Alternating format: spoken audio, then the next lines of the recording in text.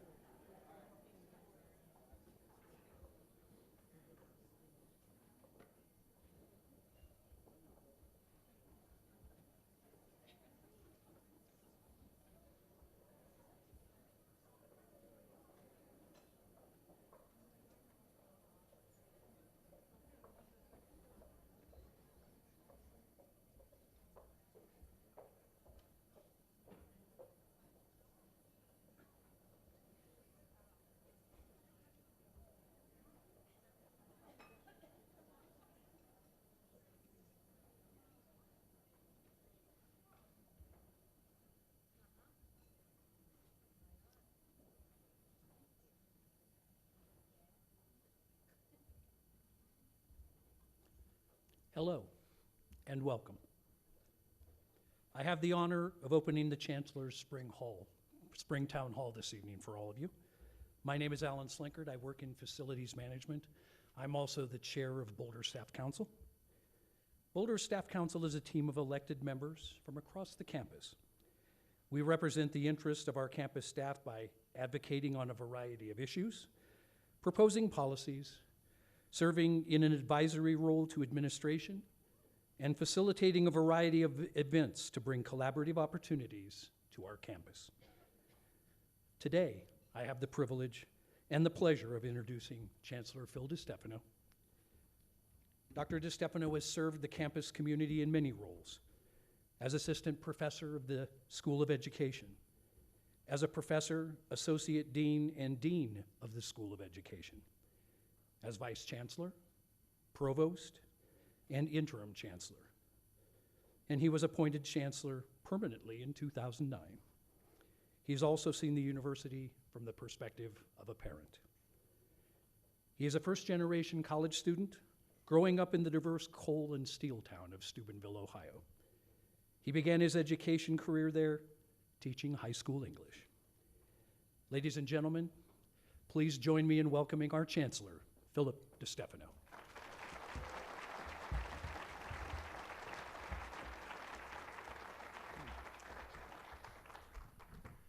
Thank you, Alan, and good afternoon to everyone.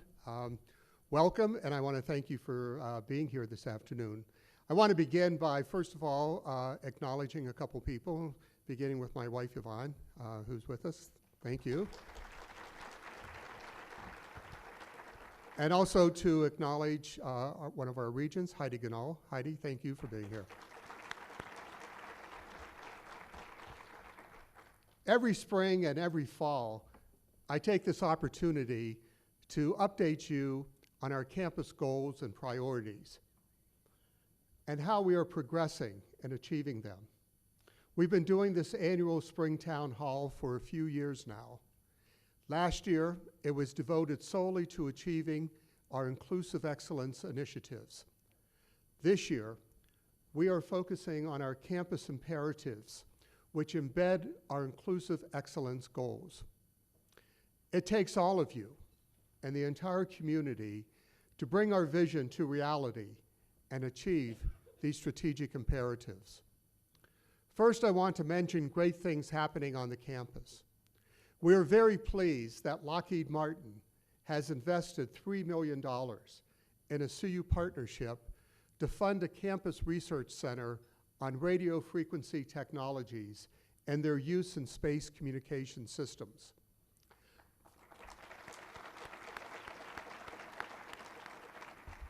The Lockheed Martin Radio Frequency Research Center will also offer several academic programs to prepare tomorrow's leaders.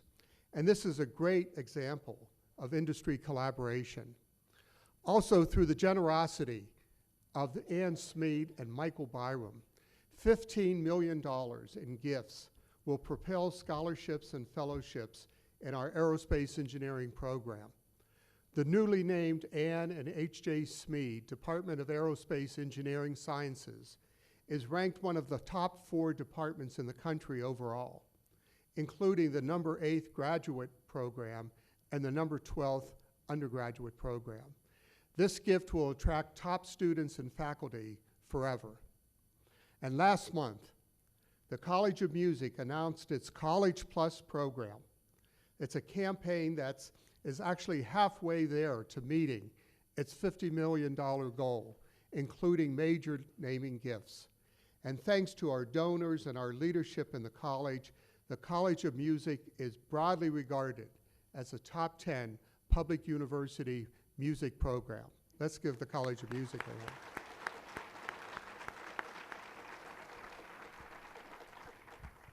In December, the Leeds School of Business announced 2 major gifts totaling nearly $10 million. One is a $3.7 million gift from a group of donors, alumni, and foundations in support of the Hernando de Soto Capital Markets Program. The other is a $6 million commitment from a 1987 Leeds graduate, Tandine Rustandi, who heads one of the world's largest towel manufacturing companies. And Tandine said, and I quote, "I come from a very humble family with working class parents in Indonesia. Without CU Boulder and Leeds, I would not be who I am today." And again, an applause for the Leeds School of Business there. And these are just a few examples of the wonderful things going on around campus. Let's not forget to celebrate what an awesome place CU Boulder is. However, you've heard of the ancient Chinese saying, "May you live in interesting times." While it's debatable whether it's ancient or it's even Chinese, it curiously purports to be a blessing when it's actually a curse. And I think you could say that we've been living in interesting times this spring. We've had a series of interesting and challenging speakers on campus, and there are many issues related to the change in administration in Washington. Federal immigration changes that may affect students, faculty, and research. Changes in treatment of undocumented people around the country. Federal budget proposals that may change how higher education is funded, both for student aid and research. And a federal repeal in guidance for transgender rights, and many other issues. These are all things we take very seriously. We are addressing them as we are able, and as is appropriate for the university. For instance, I established the Campus Quick Response Team in January to mobilize around immigration and other emerging issues with the potential to impact students, faculty, and staff. This team has been quickly collaborating, responding, and communicating to ensure people aren't reacting to rumors. We are in rapid response mode to these quickly changing issues and others we can foresee, such as federal budget discussions on research funding. This challenged us to be both innovative and creative. However, when we find ourselves in choppy seas, we cannot allow the boat to be driven by rough waters. We need to stay on the tiller, chart our own course, and not lose sight of our goals and values. We will continue to focus on our strategic imperatives. Our vision at CU Boulder is to be a leader in addressing the humanitarian, social, and technological challenges of the 21st century. This vision informs our 3 strategic imperatives. First, shape tomorrow's leaders through our foundation of student success. This means retain and graduate our students, understand, share, and engage in diverse perspectives as a global community, develop critical thinking and creative problem-solving skills, and train students for leadership. Second, we want to be the top university for innovation. This includes serving as the nexus for innovation by facilitating collaboration and the sharing of diverse perspectives among universities, industry, laboratories, and communities. Third, positively impact humanity. And this includes a great variety of activities, such as broadening and expanding research, scholarship, and creative work, and articulating the positive societal impacts they advance, and collaborating to produce graduates who make meaningful contributions to society. We see how our university positively impacts humanity every day in our labs, in our schools, and even in our rec center. Our engineers have created a new material that can cool hot buildings with no energy or water consumption. Our Shakespeare troupe uses plays to bring anti-bullying messages to schools, reaching 70,000 school children in the last 5 years. And this illustrates great interdisciplinary collaboration with the Institute of Behavioral Science. Our new inclusive initiative includes Zumba classes taught in American Sign Language and adapted ice skating equipment, among other offerings. The point is, everyone can play a role. Today, our esteemed panelists will show how they are beginning to extend the campus strategic imperatives, I should say, into their own units in a number of ways, as well as collaborating with other units to maximize impact, increase the speed in which they can affect change, and create innovative approaches. My hope is that through their discussion, they can spark your own units and create ideas. Now it's my pleasure to introduce our panel moderators, Senior Vice Chancellor and Chief Financial Officer, Kelly Fox.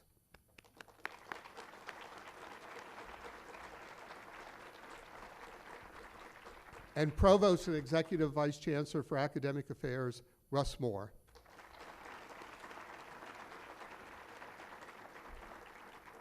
And also our panelists, Lori Bergen, Dean of the College of Media, Communication, and Information.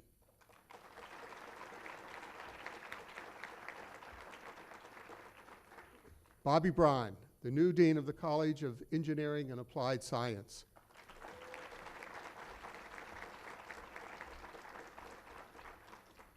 And Terri Fiez, Vice Chancellor for Research and Innovation.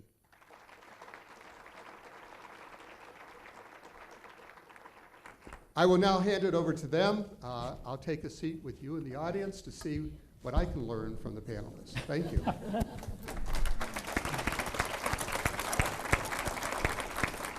Well, thank you, Chancellor.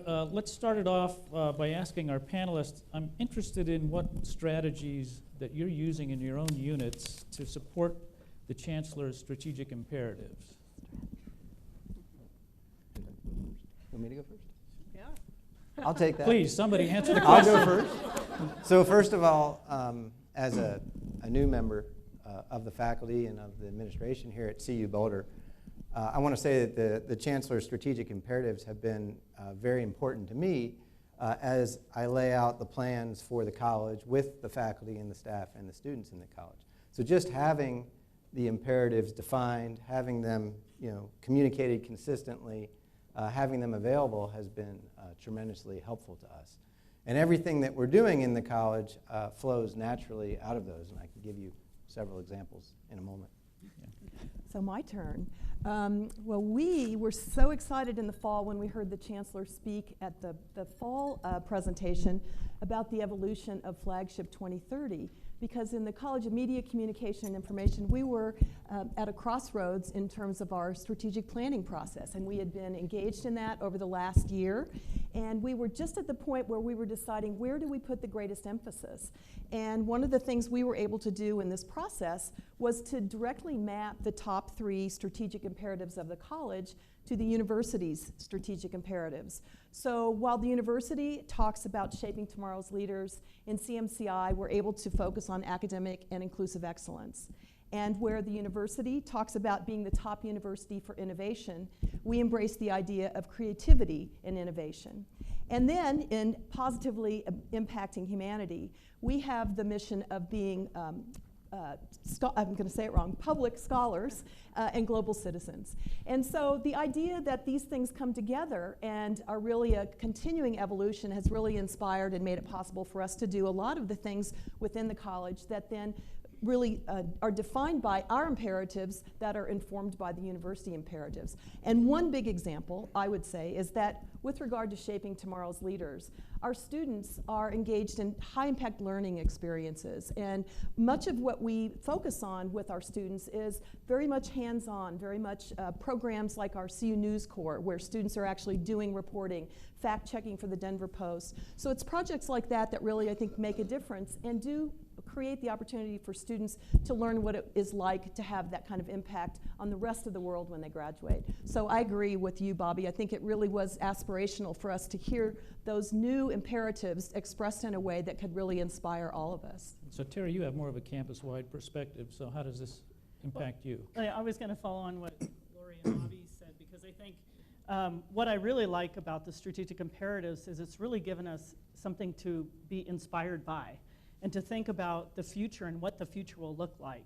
And so it's exciting because at the highest level, when we talk about the strategic imperatives, they're general enough that we can interpret them the way we want to. And Lori had some great examples, and Bobby, as he looks at, for the College of Engineering, how they're going to do it. So I like to think out 5, 10 years, and what will this mean for the university? And I think that's an important part of thinking about the strategic imperatives. So when we think about we're preparing students to be the leaders of the future, and we're going to give them those experiences. 10 years from now, students are going to be flocking here because they want to be part of that. They want to have that experience, and we're going to give them unique experiences. So if today we have 2,000 undergrads involved in research, in the future, why not half of our students are involved in research or creative works? Because that's a real pivotal transformational point of having a faculty mentor that really changes their lives. And we talk about the Innovation University. That's really pervasive. That means the faculty, the students, and our staff. It's everybody involved, and our community being a part of that. So think about tomorrow's faculty, and we have a lot of those faculty now that are very innovative, work from fundamental research all the way through translational research, and looking at how their work will have impact well outside their lab, where CU Boulder is the place that you come. This is where things happen. And then thinking about impact of the future, we really have to think about global. It's like, how do we expose our students to global and the experiences that they'll have because of our global reach and our global impact. So I think it's really exciting and really left up to everyone to figure out what that means for where you work and what you do. And not to leave out, I love Kelly's example of how she's brought in the staff, and maybe I'll have her talk more about that. Because I just love this example, because sometimes we think it's just about the students or the faculty, and I actually think the staff on this campus are going to have tremendous impact about the future of this university. Well, and I think, that parlays really nicely with a question I also had around, so I hear a lot that staff may not see themselves directly in these imperatives, and in fact, when I look at them, I can just clearly see how the staff has a role, and so I'll tell you about the innovation work that we did, but I'd also be interested then in hearing from you all about how you see staff having a role. So we, this last summer, many of you may have read in the CU Boulder Today the article talking about innovation proposals, and the idea was to really unleash the creativity of those within my organization. We had a retreat, and we really focused on creating an understanding of what it meant to be creative. Oh, I think I'm now on the microphone. I can really hear myself now. So we went through that, and we had 60 proposals that were brought forward, and they really ranged from folks within facilities management. We had folks within HR, within finance, and there was partnering across the university. So I did not say you must go find somebody within Terry's shop or within the academic side, but they did. They reached out. They went beyond their borders, and that to me was the key, was that where we're going to be in the future is all about how we work together today and collaborate. So I would be interested in what you all have to say. I don't know which microphone to use. Should I use this one? Okay.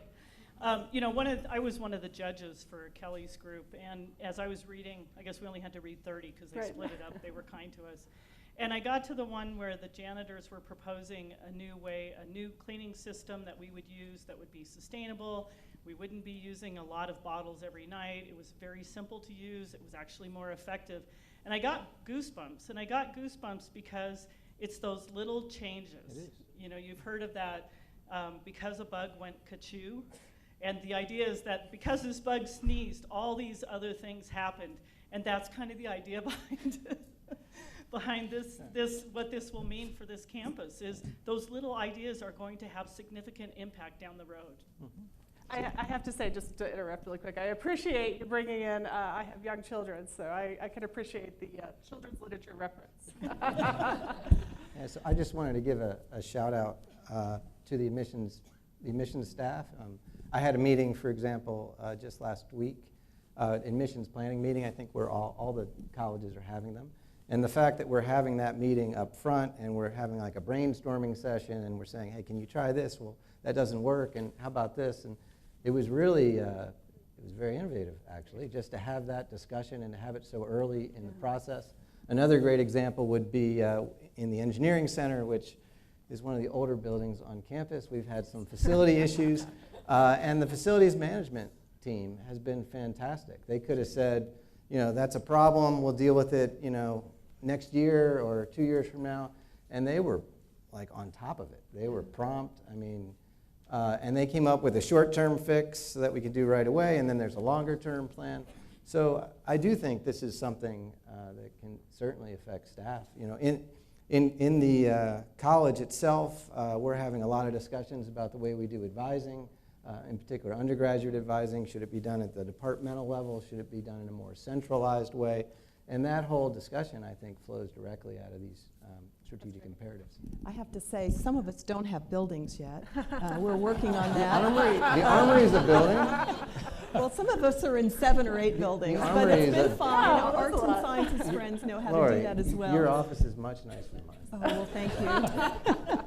Well, but I do want to add to what you said, though, which is that we've had such great experiences in having partners who are from the administrative side of our house. And I think about the time that I asked Amy Kirtland, who works in facilities and planning, to be part of our presentation to Russ and Kelly when we were talking about our aspirational needs in space. And I know David Kang walked in and was like, why is Amy here? And Amy was there because she's our advocate. And you know, there are other people in this room who've done the same things for us, working with people like Steve Vassallo, Matt Artley. I mean, Carla Ho has been doing this with us as well. It's like we have partners across the university who are staff members, but I think of them as part of our team, part of our community. And I think that makes a huge difference in our ability to be innovative, to really be ready to take a step in the right direction when the time is right, because there's lots of information out there. We don't all have access to it at one point. And so having teams that work together that way and are really collaborative, I think,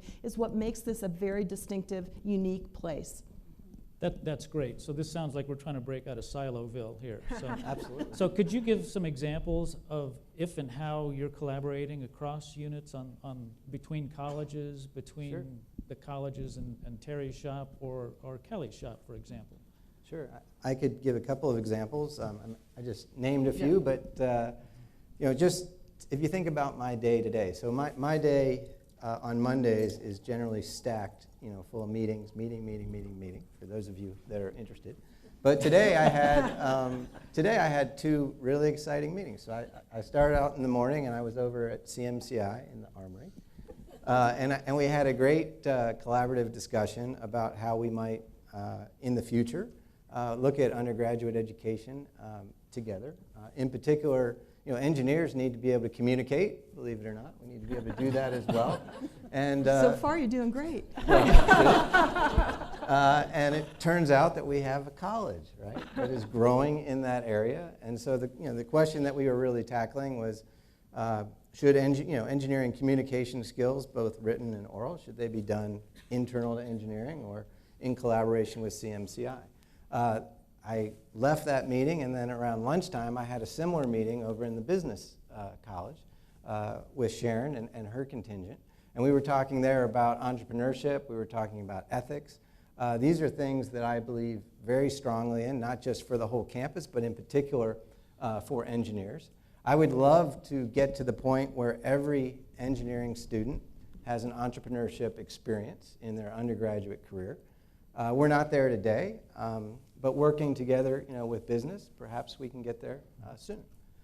So those are just a couple of examples. Yeah, that's great. We have similar kinds of things as well. One of our faculty members in media studies, Nathan Schneider, has been working with the New Venture Challenge, and starting next year there will be a media track so that we'll have a chance for our students to compete with some of these really cool entrepreneurial ideas. We've got some students who've come up with an idea for Media Buffs, which is a group of students who can create content sort of at will. If you connect, almost like Uber for media content. If you have a driver and you have a passenger, well, we have content producers and you have a content need, so there's some things like that. But I also think about some of the collaborative things that are happening across our campus. Continuing education, for example, just rolled out a brand new master's degree in organizational leadership. That's a collaboration between CMCI, Leeds, and A&S. There are lots of collaborative things where we're really connecting across units and leveraging our mutual interest and just the capacity that we have to create something greater than the sum. Let's see, the whole is greater than the sum of the parts. And I think we see that more and more. It's been really exciting, I think, for as our new deans have entered into the entered CU, and we're reaching out to what I think of as a lot of the legacy faculty and people who've been here for a long time and really understand the way this works. And that's in many ways what our meeting was like this morning. And so I think the collaborations are flowing in lots of different ways and are really exciting. That's really fantastic. Do you have one more? I was just going to add to this, because you both referred to innovation and entrepreneurship initiatives. And as we've now been looking at campus-wide, how do we make this a campus-wide effort? And how do we help support our students so they can be more involved? And one of my favorite stories is a student named Matt Thompson, who's a computer science student. And he's an example. He's now a senior, and he's in senior design. But what he's done is he's kind of gotten the full meal deal while he's been here. He's basically taken advantage of the New Venture Challenge. He's been involved in everything that was offered. He's doing the minor in business, in entrepreneurship. He's taking outside classes to get experience. He's working with entrepreneurs in the community. He's basically taken advantage of everything that's here in engineering and in business and in the law school and everything else. So my hope in the future is that students that have this interest would have easy access, and basically there are no boundaries. They can basically cross all of this and be working with our startup community, which is one of a kind. That's fantastic. I can't help but think, as I'm listening to each of you talk, that this also really does have a strong connection to inclusive excellence. And I was wondering if you could talk specifically about inclusive excellence and how you see these imperatives embedded in that. Well, I would say academic and inclusive excellence is the #1 strategic imperative for the College of Media, Communication, and Information.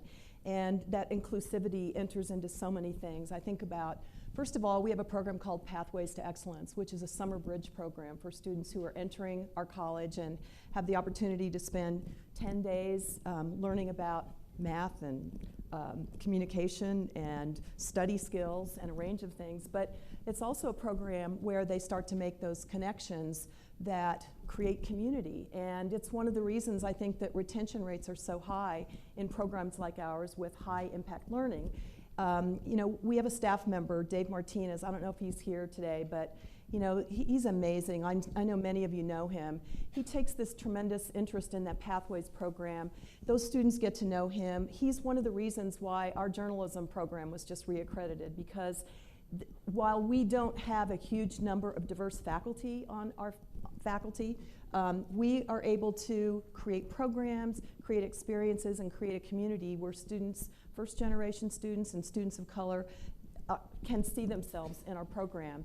And we had a career fair about a week ago. Was it here? It was down the hall. It was in the other ballroom. And as I was leaving, there was a young woman standing with a flip chart that had written on here, and what would you like to see at the next career fair? And I introduced myself and talked with her for a minute, and I said, how did you get involved in this? She said, well, I'm a freshman, and I went to see Dave Martinez. I wasn't sure, you know, I wasn't making any connections, and he said, you should join this group, and you should volunteer for this. And there she was, and I thought, you know, that's such a perfect example. To be an inclusive place, it's one person to another person, and we make that happen. And I'm just so proud of people like Dave. I mean, that's the reason that we're able to do this kind of powerful work with our students. Yeah, that's really powerful. That's great. Yeah, so if I could add to that. So, you know, inclusive excellence is a topic that is, you know, very near and dear to my heart. In engineering, it's not just the right thing to do, it's the smart thing to do. Those of you that know about engineering, you know that it's become a global endeavor. Anyone who's going to have success in engineering is going to have to know how to work in diverse teams. And so for our students, while they're here, while they're learning engineering, and it's a simulation of the real world, we absolutely need to give them that inclusive excellence experience as part of their education. If we don't, then frankly, we're failing our students. Now let me give you just a couple of examples of things that we're doing in engineering. One that was recent is you may have heard about CUnity Day. That was an event, by the way, that came from the students. So I got a lot of credit for that, and I want to thank people for the credit that I received. But in all honesty, that was a graduate student initiative. All right, so just think about that for a minute. Say a little more about it in case. Yeah, so CUnity Day was an event where our international community of scholars, all engineers, where we came together around our common bond of engineering, and we celebrated the fact that we came from a lot of different places, and we had a lot of different backgrounds and different perspectives. And we had events, and we put up flags in the engineering center, and we took all kinds of pictures and posted them on the internet and all that kind of stuff. It was actually it was a community bonding experience that came out of an international student forum that we had had about a month earlier, where we discussed some of the issues that our international, mostly graduate students, but our international students were having at the time. But that event, which, you know, once again, it was sponsored, put on, organized by students, right? So to me, that means as educators that we're already having a success. This isn't something that I had to mandate. This is something that the students did of their own accord. I also think that as engineering moves forward, we are going to consistently have stronger incoming classes that will also be more and more diverse. I don't have all the numbers for you for next year yet. That's a process that's still going on. But looking ahead, I think that we're going to have the strongest and most diverse academic class of all time coming in this fall. Yeah, that's great. I just wanted to add, no, I don't. Hello? Okay. Can you hear me? Not really. Just talk really loud. There we go. Okay, talk really loud. I do have a loud voice. So thinking about it from the researcher perspective, so this is the faculty and researchers that we have on campus, it's important that we model for students why this is important. And really, innovation comes from things at the borders, right? When we bring different types of people with different types of perspectives from around the world, from other cultures, that's when amazing things happen. So that needs to be part of our culture. It is, we can do more, and I think our students are going to help push us more in that direction, but it's absolutely critical for having new creative solutions, new research that will push the boundaries. So it's just something that's a part of our DNA. I mean, I just really agree with both of what you've said. Well, and I think another thing too, though, is that we have to have programs that make this intentional. And I think about what the law school is doing, and Jim and his folks. You have a new program. You reminded me of it when I saw your shirt, Lilac, which is leadership in law and community. And it's a new fellowship program to bring first generation and students of color to be able to study the law when they might not have had that opportunity before. We have a colleague in information science, a new colleague, Licia Barker. She just won one of the presidential awards from CU in recognition of her work for working with women and gender issues in technology, communication and information technology. And people who make this an important goal in their personal lives, but also institutionally. So I commend programs like Lilac and others that really make intentional this work, because it doesn't just happen. Well, I mean, it's great. Students did that, but now institutionalize that. You know what I mean? It's like a great idea, and now how do we make sure that it continues and is sustained? So to be the innovation university, positively impact humanity, shape tomorrow's leaders, it's obvious that the three of you and many others have embraced this, but there may be some in the audience who are trying to figure out, how do we push this into our organization? So my question would be, because everything's been positive so far, my question would be, are there concerns about the strategic imperatives that you're hearing from faculty, students, or staff? Maybe I'll start. It's surprising to me, because I think when things are inspiring, you can just grab onto this. But I've seen individuals where they said, well, why aren't they telling me what it is and how to interpret it? And that's exactly what it's not meant to be. And so that concern about telling you what it is, we need to flip that around and say, you get an opportunity to define what it is and help create the future for CU. Yeah, I would add to that, Russ, that maybe the most important thing for us to do is to communicate the strategic imperatives clearly and consistently, right? And so coming in, to see you relatively recently, I know there's been a lot of ups and downs, it seems like, with the strategic plan, but these strategic imperatives are fantastic, and I think we just need to be consistent with them. Within the college, I think it's College of Engineering, I think it's very straightforward for us to apply all the strategic planning and all the decisions that I have to make about resources or where we're headed in the future, they flow directly from these strategic imperatives. Well, I agree. No one has said to me, I have a concern about these strategic imperatives. I think what people may be a little bit confused about, how do we bring this to fruition in our work.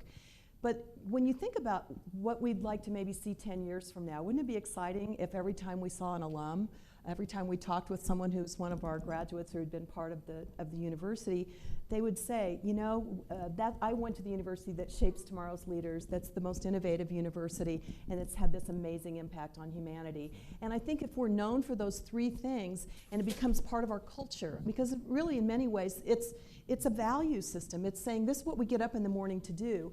And I think that's so empowering. I mean, you really hit the nail on the head. This is permission to say, here, I have all these great ideas. These are things I'd love to see happen in my unit. And they're consistent with this. They will lead to us realizing those strategic imperatives. And that gives us all the opportunity to partner around things, to look for opportunities together, and to know that we don't have to ask permission for a lot of this, because it fits what we've been asked to do together as a team. And I think that's a really empowering situation to find yourself in. Yeah, that's great. I can imagine that there may be folks in the audience thinking to themselves, though, okay, that all sounds great. I'm not exactly sure how to get started. What role do I specifically play? And I'm wondering, drawing on your experiences as leaders and implementing strategic plans in the past, and even your experience already implementing this, if you have any lessons learned or some thoughts about next steps that folks should take so that they can move forward with internalizing the strategic imperatives for themselves. Well, so one thing that I'm doing that I'll point out is, as a new dean, I get lots of requests on, resources, just a little bit of resources here and a little bit of resources there, right? And they kind of come, the requests kind of come consistently, like every day there's more requests. And so my first question, actually, on every request I've been getting is, how do they fit into our strategic visioning process in the college, and how do they fit into the strategic imperatives? And so I've been, I think for anyone who's thinking, at least in engineering, about how do we go forward, from me at least, you have full authority to go forward aligned with the strategic imperatives. And if you come to me, the first thing I'm going to ask you, when it comes to resources, is how does that fit into a university-first mindset that flows from these strategic imperatives? That's great. I would add, so I think that's great, and I love the way Bobby talks about that, because that's really helpful to everyone to know what to approach you with. Another thing, right, it's like... Now I'm going to get more requests. Now you're going to get a lot more requests. Now you're going to have very focused requests. Now they're going to have really good arguments for why you should give them the money or the resources. But there's another resource available if you have smaller groups or groups that you would like help with. We have resources on campus. So Mike with OPI is always there to help, Mike Murray. Also, Sarah Beth Burke in the Research and Innovation Office can help with design thinking. So if you have a group that wants to come together and do some brainstorming and kind of learn about design thinking, she's happy to help with that. And there are other resources on campus. So don't think that you can't even bring a small group of people that you'd like to work together and start to think about what innovative things could you do, or how could these line up with the strategic imperatives? So you can go to Bobby and ask for resources. And then I can come to you. And then he can come to me. Like in the visioning process where Emily's going to help out. Yeah, and then I'm going to go to Russ. And then I'm going to go to Kelly. There's nobody else up here. Thank you, Kelly. Phil. Phil. So one of the things I'm interested in, I find the strategic imperatives to be very inspirational, but I'm just interested in you as leaders. Has this changed your vision on how you approach things, or has this just sharpened your vision in terms of how you're operating as leaders of academic units?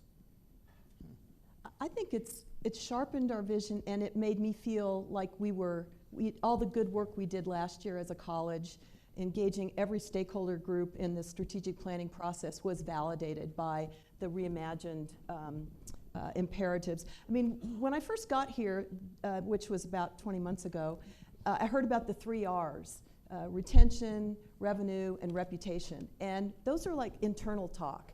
And I was so glad when the strategic imperatives were really elevated into this aspirational language that, you want to put on a bumper sticker and you want to remember, even tattoos or something maybe.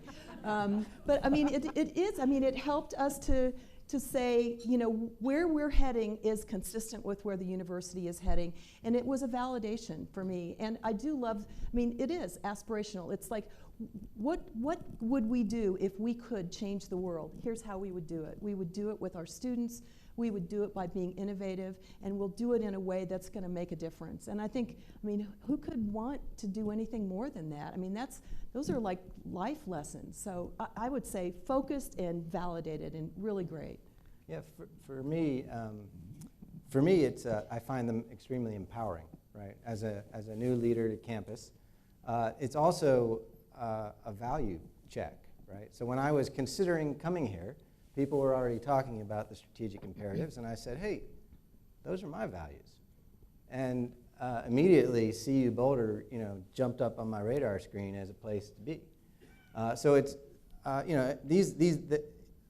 setting your values as we've done in the strategic imperative process, I think is fantastic.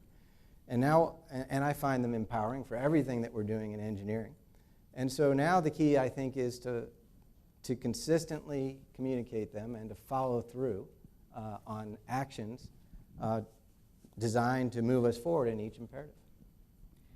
So one of the things I always think of as a visual for universities is when we have alignment and we all sort of embrace the strategic imperatives and we've thought about what that means and we've internalized it, I think of it as us all rowing in the same direction. So we're on a boat, and whether we're talking about students or staff or faculty, that we're all rowing in the same direction. So we might have different ideas about exactly where we're going to end up, but we're all rowing in the same direction, and that really gets us to a very different point than if we're all on separate boats going in different directions. I can't help but think of something that I hear Russ say a lot. So we're no longer like just generally heading to the West Coast. We're all heading directly to a certain city on the West Coast. We wanted to make sure we had time to take questions from the audience. I'd like to invite the Chancellor to come back up and join us at the podium. And we have folks right in the audience with microphones to help there's Pam with microphone and Myra. So just raise your hand.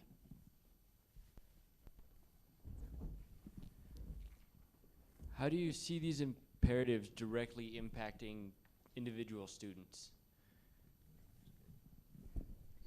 I would say that the direct impact on students is that everything that we provide, the academic programs, the special initiatives, the assignments in classes, all of those things will be are reflective of the imperatives.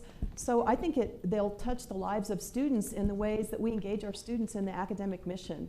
And then there are special events that are going to happen because of this. I mean, I think of special projects that faculty are doing that are consistent with this, that are going to influence a student's ability to learn something in particular. So I think, I would like to think that students are well aware of these imperatives, though, as well, and that, like Bobby, when they're thinking about coming here as students, would say, that resonates for me. I know that if I go to this place, they are telling us what their values are, what's important to them. I'm going to find that in the ways I engage in, whether it's in housing and dining, and my living in a wrap, where this is of course a primary focus, to the the major that I might choose anywhere in the university.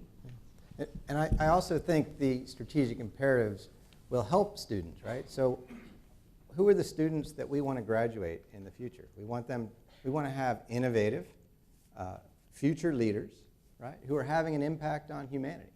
And so stating our strategic imperatives in that way allows us to prepare everything that we do here, which is largely for the student, right? Allows us to prepare everything that we do here to produce students that flow right into that statement. I'm going to give kind of an example. Before I came here, we were meeting with one of our community members, Mark Retzloff. He started Alfalfa as one of his companies. And we were talking with Alan Townsend and his postdoc, Phil Taylor, and the conversation was around, they're environmental scientists, but they have some very interesting technology that could solve a really major global problem. And we were talking about if we can use this as a pilot, have students involved in that, where they get to be involved in solving global problems, along with our community members who know how to go about commercializing this, and they have this deep scientific knowledge, what an experience that's going to be for our students. So it's beyond the traditional boundaries of academia. You get those disciplines, you're going to cross-pollinate, and at the same time also learn about how you can have much greater impact by the solutions that will be created. I think, if I may add, just on when I think of characteristics of a CU grad, and we've talked about this in the past.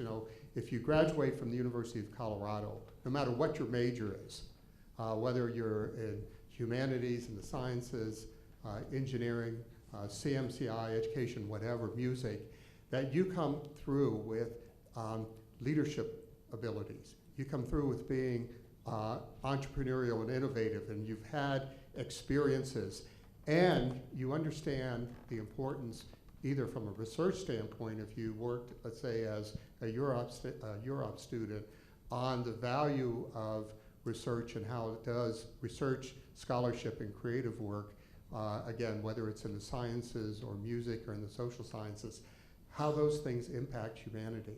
And those are characteristics besides your discipline, besides your major, besides being able to be critical thinkers and writers and so on in your major, but to come away with the values that the Colorado Creed identify, as well as these imperatives, I think will make you outstanding graduates of the university, great citizens in our society. And that's what we're about at the university. Right up here, I think we have a couple of questions up here.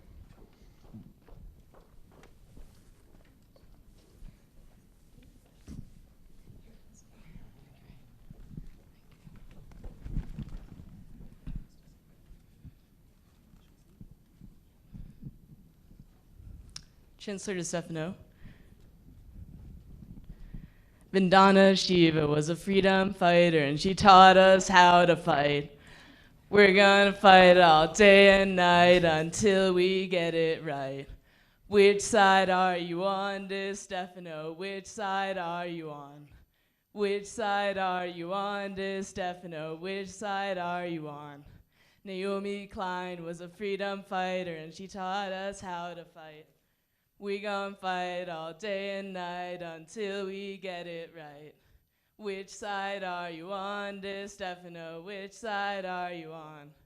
Which side are you on, DiStefano? Which side are you on?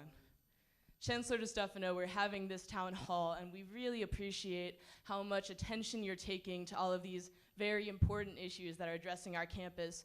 But I feel that as a student at the University of Colorado Boulder, the fact that you are not addressing the most pressing crisis of our time, which is climate change and climate injustice, that you are doing an injustice to our entire university system by not addressing this at your town hall.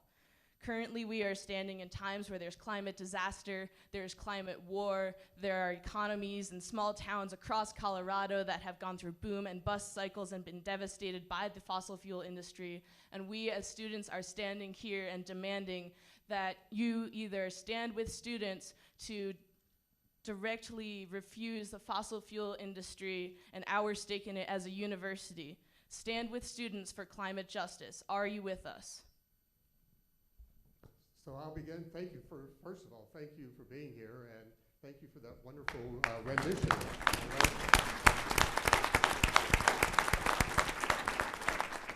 First of all, I'm here for all students, and I want to make that clear. Secondly, what you're requesting is an issue that our board made a decision upon in the past. And from my standpoint, I always welcome the discussion and the debate of all students about all issues, whether it's divestment from fossil fuels, climate change, whatever. We are always open for that discussion. And that's what I'll continue to do, is to be the leader of this campus who will have an open door policy for students to discuss all issues, whether what side you're on. There may be other students on a different side. And my job, my job is to listen to all students, and also, as I listen to them, to inform members of our Board of Regents about what I'm hearing. So thank you very much. Climate disaster and climate crisis is going to affect this generation now, and we will deal with its consequences for the rest of our generations and for generations to come. It is time for you to take a stance. This is not something up for debate. 97% of scientists agree that climate change is an issue and a crisis. Are you on our side as students standing up to demand climate justice? I think you've asked a couple questions here, and I certainly support the BFA resolution that the faculty put forward about climate change that they brought to the Board of Regents about 2 weeks ago. It was a vote by the faculty in the Boulder Faculty Assembly, and I agree with their positions. Thank you. Agree with the faculty, so do you stand with students standing up for climate justice? Can I get the next question, please? I think it's time for us to move on to the next question. I believe the chancellor's responded, and I appreciate everyone coming up. Please take your seat, and we'll move to the next question. Thank you. So. Shiva's a freedom fighter, and she taught us how to fight. We gonna fight all day and night until we get it right. Which side are you on, DiStefano? Which side are you on? Which side are you on, DiStefano? Which side are you on? Van Jones was a freedom fighter, and you taught us how to fight. We gon' fight all day and night until we get it right. I would like for you to be respectful of other individuals who have questions to ask. Thank you very much. Honestly, I think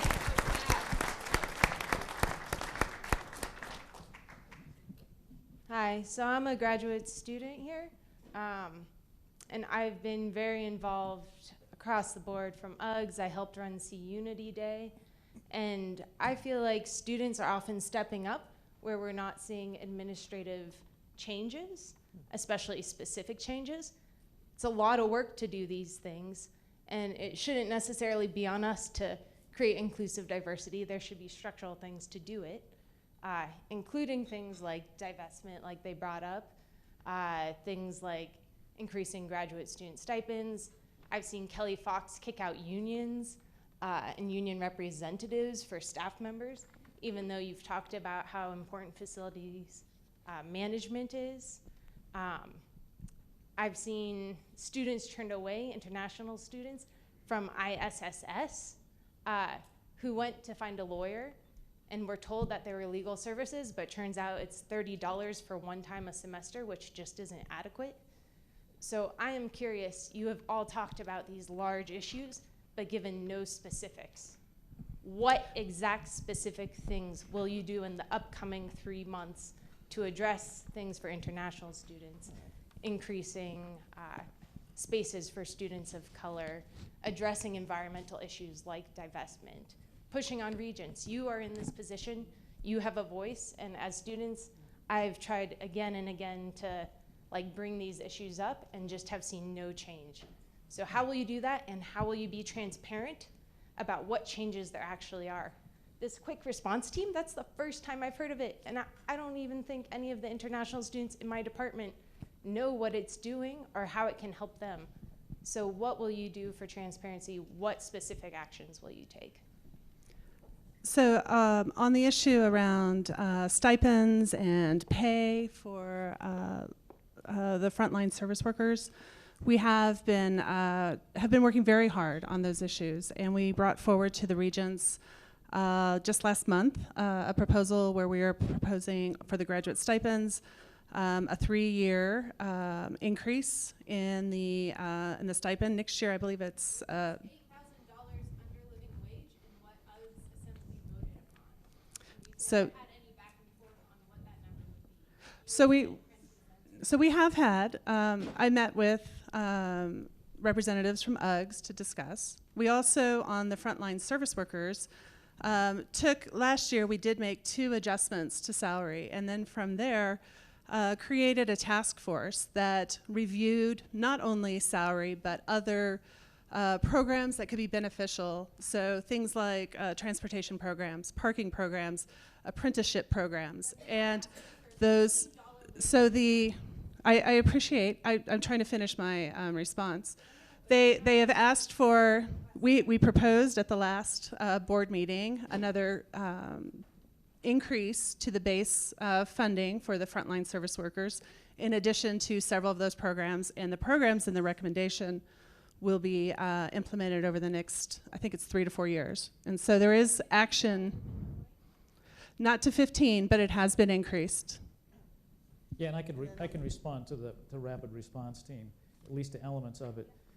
In terms of servicing the international students, particularly in response to the executive orders, the rapid response team has gotten the appropriate people together, Diana Salazar from ISSS, and we're communicating existing resources to those students so that they don't have to look around and try to find them themselves. We've been trying to get in a regular cadence of pushing those resources out to the students. And we're looking at demand for legal services, and we're trying to work with CUSG, who funds the retaining of immigration attorney, try to respond appropriately to the level of demand. You're looking back at me for a second. That's still not free legal services. That's not any time. I think Bobby Braun honestly did a prayer room, which had been asked for many years, so thank you for doing that. But that's not meeting the demands necessarily for international students. I think the rapid response team is trying to monitor what the demand actually is. I don't think it would warrant retaining a full-time attorney. In fact, I don't know if we can actually do that. Yeah, and again, this is coming from student fee funds, which again goes back to this is coming back on the students and increasing those funds rather than coming from other pools of money, which do exist and seem to be going to other things. I mean, just to that point, though, I mean, I do think there is a challenge that is not well understood about our state funding. So the idea that there are other pools, those pools that are unrestricted tend to be tuition. And so that is part of this innovation initiative, is how do we create a source of revenue that is significant, that can offset the state's inability to invest? And so I think your point is right on, but it's still a challenge that has not yet been fully solved. And I'd like to ask one question from the back about the budget, because I think we're on a really good point here. And I wonder, Kelly, if you could address how the state of the budget in the state is going to affect our ability to achieve these strategic initiatives, do some of these things like be able to add to graduate student pay and address some of the issues that are with the campus, because I know it's not all sewed up, so maybe you could give us a little summary. Sure. Yes, I think we've talked quite a bit in this group about the pressures that the state has with its funding. And so, in the long term, we project that it's not going to increase at the rate of inflation, and that there could be downturns in the future. And so we have intentionally taken an approach that is to keep tuition as low as possible. We are looking at new sources through the online enrollment, the professional masters. There's opportunities with growing what we traditionally have done that offer that. We also have invested heavily in advancement and the idea that fundraising and partnering with industry could really help create this new source of revenue. And all of those things take time, though, and it's in the state's investment, while it is only 4% of our whole budget, it does reflect 10% of the unrestricted dollars we have to educate students, and losing that is significant. And so we have to plan for all those forces. And one additional pressure is this very significant deferred maintenance. So we're trying to balance all of these issues while at the same time recognizing the very real points that you have brought up. So thank you. Thank you. I think we've run out of time, so let me take a minute or two to turn it over to the Chancellor for a closing comment. I'm sorry. Your closing comments. Closing comments. What I wanted to do before I make my closing comments is just to recognize that what the discussion that we had today by our Vice Chancellor for Research and Innovation, by our Dean of CMCI and our Dean of Engineering and Applied Science, I think it all comes down to one issue that we've been talking about, and that's think university first. In listening to everything that was said by each of the panelists and by Russ and Kelly, it's all about university first. The collaborations, the goals, what individuals want to accomplish. And so I just wanted to make that comment of thanking them for thinking that university first. And so I want to thank our moderators and our panelists. They're examples of how their units are embodying the strategic imperatives for the benefit of our students and our campus, are certainly inspiring. And I hope we can all take something away from the discussion today about collaboration among the academic, the non-academic units, about collaboration across disciplines, doing the interdisciplinary work. And now I would like for you to give them one last round of applause for their work. Thank you.